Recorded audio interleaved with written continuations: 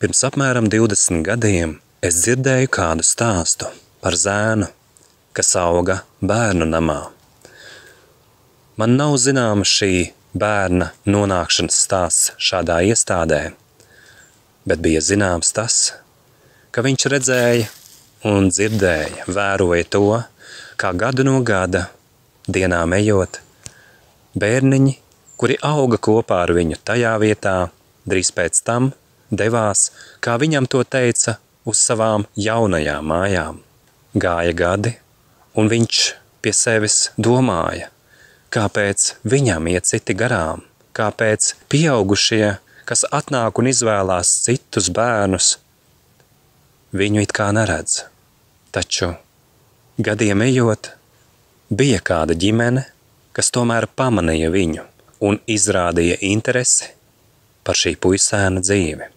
Taču atklājās, ka šī interese par puisēna dzīvi ir negluži tāda, kā šis puisēns to vēlējās.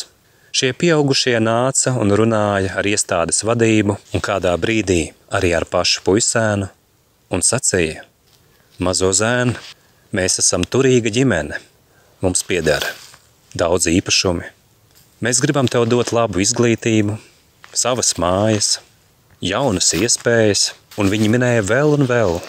Tik daudz iespēju, cik mazais zēns nekad līdzinējā dzīvē nebija dzirdējis. Zēns klausījās, pieaugušie gaidīja no viņa, ka viņš būs pateicīgs un priecīgs, sajūsmināts, bet neko no tā viņi nesagaidīja mazā puisēna sejā.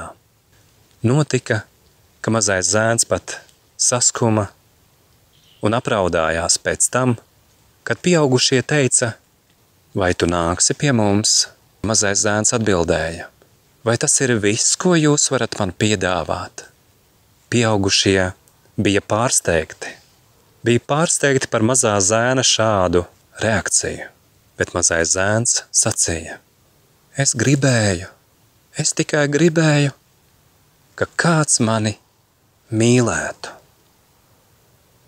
Man nav zināms, kā turpinājās šis stāsts, bet to es atceros no pirms 20 gadus dzirdētā kāda mācītāja vēstījuma, kurš to pauda, un tas ir palicis arī manā sirdsapziņā laikā, kad es pats meklēju savus bērnus, kuri no manis tiek slēpti pret manu un pret manu bērnu gribu jau 4. gadu.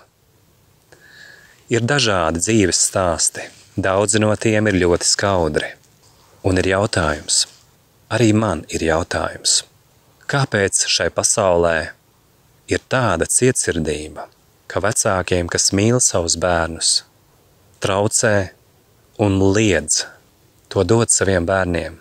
Un tieši tie, kuriem trūkst sirdsapziņas, godprātības, tieši tie, kuriem trūkst empātijas, ir tie, kas nosaka bērniem, ar ko bērni dzīvos kopā.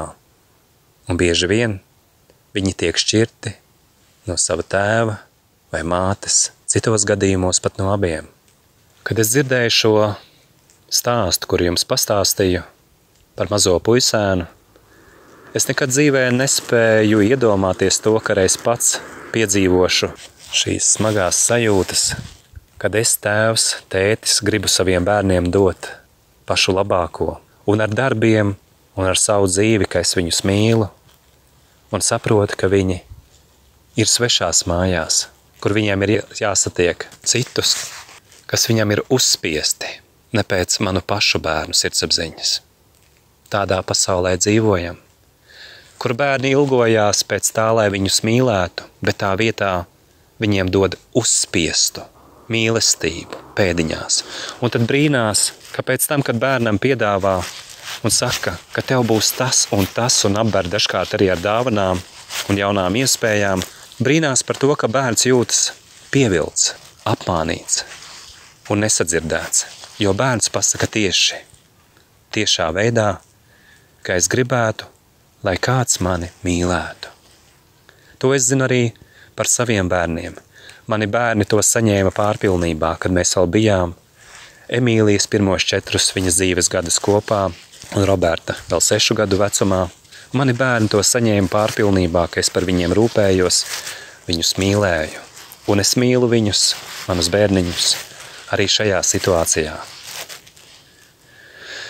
Šo stāstu atcerējos šajā dienā, kad Emīlijai ir dzimšanas diena. Es nezinu, kā jūtās mani bērniņi, varu to vien nojaust, bet zinu to, ka kādi ļaundari centās ļoti izpostīt viņu attiecības ar mani, viņu tēti. Kādi ļaundari centās panākt, lai bērni neatcerās vairs mani, vai arī atcerās mani tādā veidā, kādā to uzbūra šie ļaundari. Šie laiki paies, un gribu sacīt jums, mani bērni, mēs satiksimies. Un tad mūsu sirds gavilēs priekā arī pēc tam, kad daudz asaras birs par tām ciešanām, kuras reiz būs beigušās. Uz tikšanos, mani bērni!